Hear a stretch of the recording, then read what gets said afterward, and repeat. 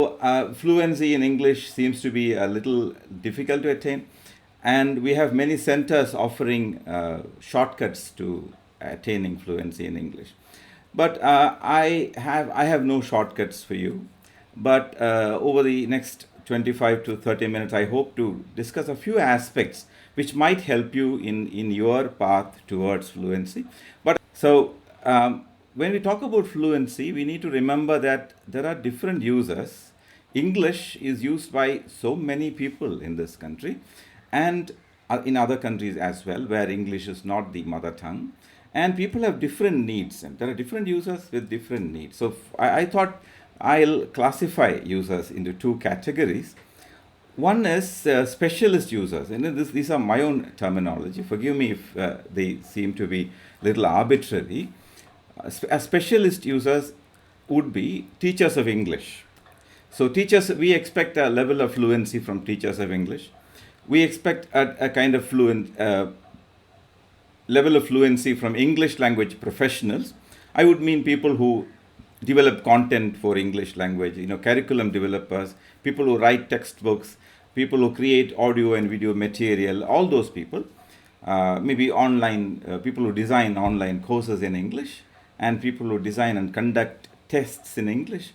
So all those people would be classified as EL or English language professionals. Then there are creative writers who write novels, who write stuff in English language. We have so many people around, both online and people who write novels, drama, poetry.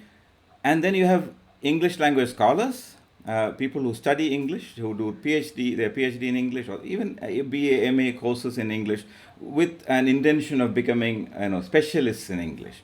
The word specialist, don't misunderstand me. I don't mean it in the sense like a cardiologist is a specialist. I would use the word to mean people who go deeper into the language with some intention in mind. And there are, of course, journalists who would want to have an advanced level of proficiency. The point is, the specialist users, who would form a small percentage when we think of the wide spectrum of users of English, they would need a reasonably high level of proficiency in English, fluency in English. But the majority of the people we talk about, most of the students we have, do not have plans to become all these things. But there certainly are a few students who would become teachers of English, who would become English language professionals, become creative writers, who would want to do their PhD or their higher qualifications in English. And there would be many who would want to be journalists, and there could be other specialists also. But the wide number of people I would like to categorize them as all the others. So all the others who are not specialists are the people to whom I am now basically talking. But the things I say might be useful to English literature and language students as well. But my focus is largely on the people, the large community who want to learn English, who want to use English for all practical purposes of life, not very specialist users. And the thing is, I would also look at I'll be primarily looking at a few statements that we often hear, which have which well from a kind of what I meant by myths. You have many misconceptions or half-baked conceptions in our mind about learning language, about English, which I'd be looking at one by one. So here there is one which we repeatedly, so all my students, even teachers, who when the discussion of fluency in English come up, they always talk about this. They make the statement: I don't have enough vocabulary. I need to improve my vocabulary. I have a problem with finding the right words. So, we need to look at this in a little detail. But first, let me, there are a few words I've displayed on the screen. You can see them. They are all a bit, words that we could call difficult.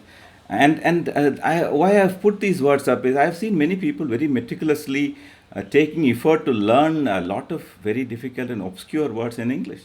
And yeah, we have Dr. Tharoor, coming up with very difficult words once in a while, and we think that we need all these words in our daily life and to communicate in English, to have a good proficiency in English. My point is, most often we have enough vocabulary. That is something we often do not realize.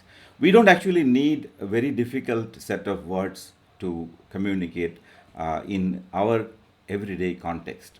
That yeah, about the difficult words was one point I would like you to remember. We often think that we need to have a lot of very hard words, and about these hard words, which we think will make our English more impressive.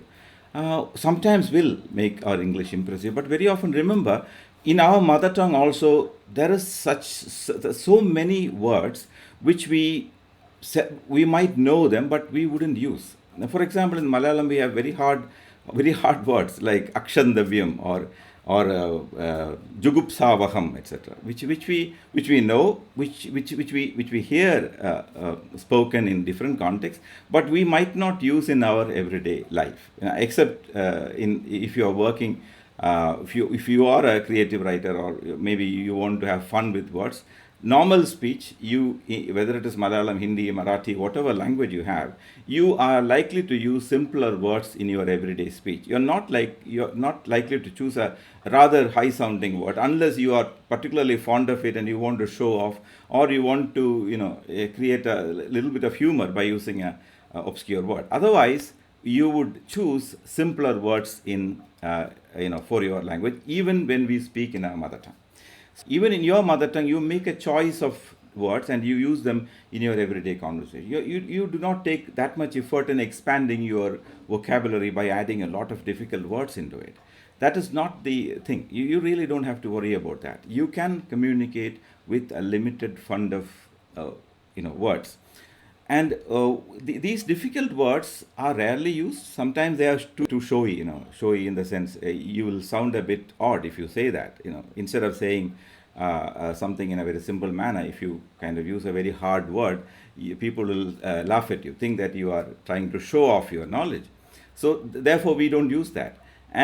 But these words will be very useful for some people who are indulging in creative writing, who are writing a project, a very serious, high-sounding academic work. These words will become very, very handy. These so-called difficult words are very, very handy when you want to express some obscure ideas in a studied treatise. But we are ordinary people who are not always involved in academic writing of that level. We are learners of English who want to use English in everyday context, say in our classroom, talking to our teachers, and once we go out and start working, maybe to our seniors, maybe to interact with people from other parts of India, maybe to interact with people from other parts of the world, that we need English. But that English is not very difficult to attain. It is not difficult to attain fluency in that kind of English. Look at these two statements. First two. It's important to learn a lot of difficult words to be impressive. Do you think that sentence is right?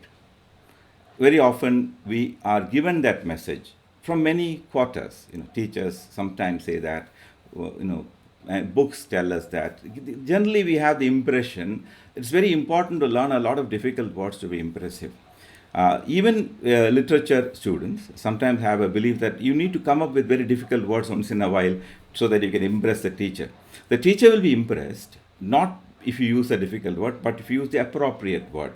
Very often in theory, etc., there will be difficult words, apparently difficult words. A word in English literary theory, for example, interpellation or hegemony, etc., are very convenient words. But those words will remain in a particular domain and will be used only in that domain. You don't have to worry about such words in your everyday speech. So here I am concerned only with real life English. So it's not important, but I would say it is useful to learn a lot of difficult. Certainly it is useful. If you have the time, if you have the inclination, learn as many words as possible, but it is not an imperative thing. It's not a must thing. And two other myths that we generally have is that we can learn a lot of new words from dictionaries. It is a very artificial and totally useless activity to learn words from the dictionary. Forgive me if you have a habit of doing that, it is okay. If you can find time, it is fine. But I would say a dictionary is not there for feeding you a lot of vocabulary items. And there are also books which give you a lot of information how to boost your vocabulary, etc. I would say don't waste your time reading those books.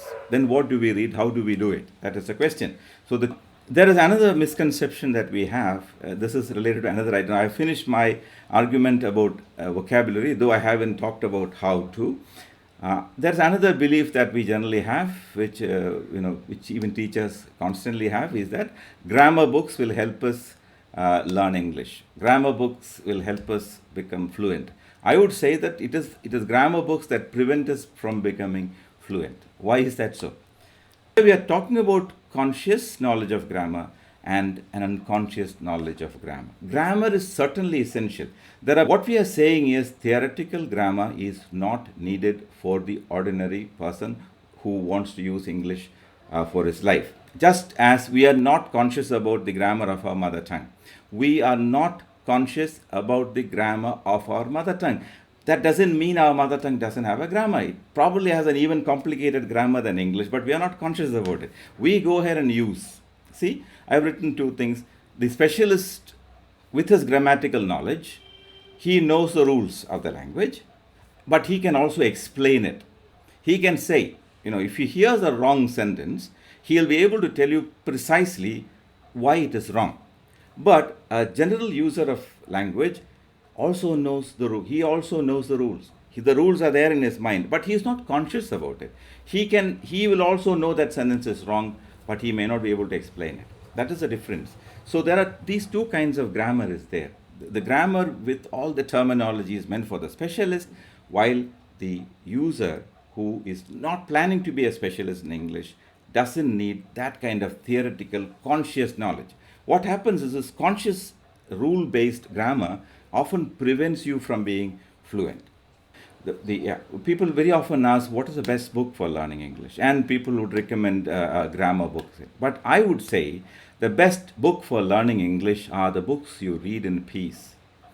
You should be able to enjoy it. Read without thinking of learning and enjoy it. So that's very important.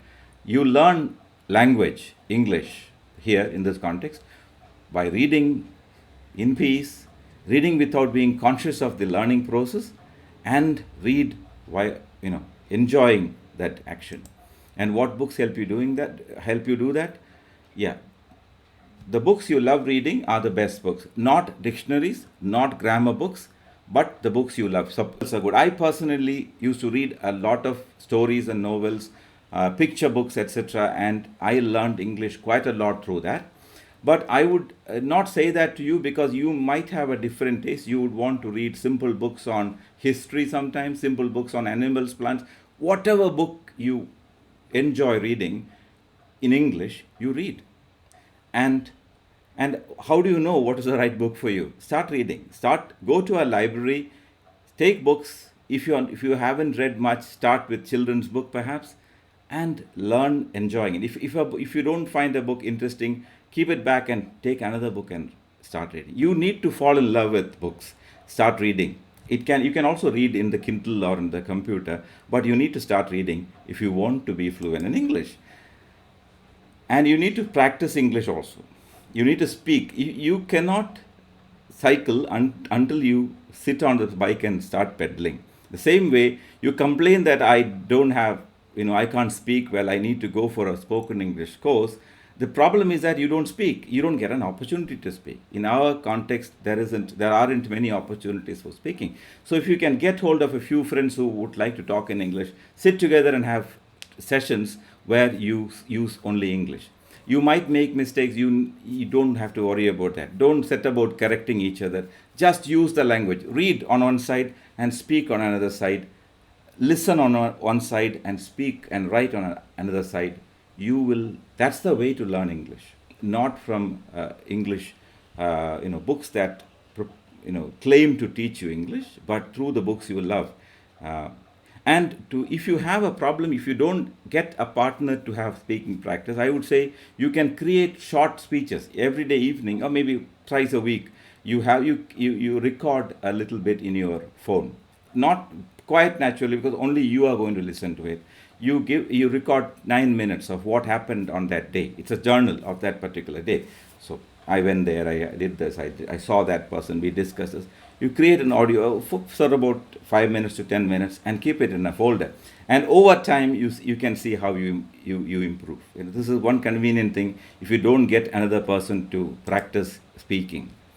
Listening practice is excellent. Is very essential. Unless you listen well, you won't be able to speak well.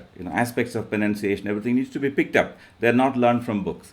And listening practice is very essential. And I would say YouTube is a very good source. I'm saying there are so many other sources, but I'm focusing only on YouTube because everybody has a smartphone these days. And if you do not have a smartphone, don't feel bad. Try to save up money and get hold of a smartphone, because it's a very versatile tool. It helps you record, it helps you listen, it helps you read, it gives you a lot of information. It's a multi-faceted tool. So try to get a not very inexpensive smartphone if you do not already have one, because it helps you in creating audio journals. It also helps you in listening. So I would say you decide that today onward I'm going to listen to English 10 minutes every day. Whatever in YouTube that is in English, that interests you, you can listen. And about reading and writing, you need to decide what to read. You will discover. Once you start, if you keep your mind, you will discover and you will start reading. And you also need to write. And what you need to write, again, you can decide. You can keep a journal every day. You can write stories if you like. If you want, you can write poetry. You need not show it to somebody and get it corrected. That's the important thing that I want to tell you. You don't have to have everything you write corrected. So many of my students send me poems and ask me to correct them. You don't have to do that. You write and write and write. Just remember that fluency is, remember, fluency comes only through practice. Unless you practice reading, unless you practice listening, unless you practice speaking and writing, you will not learn English. Yeah.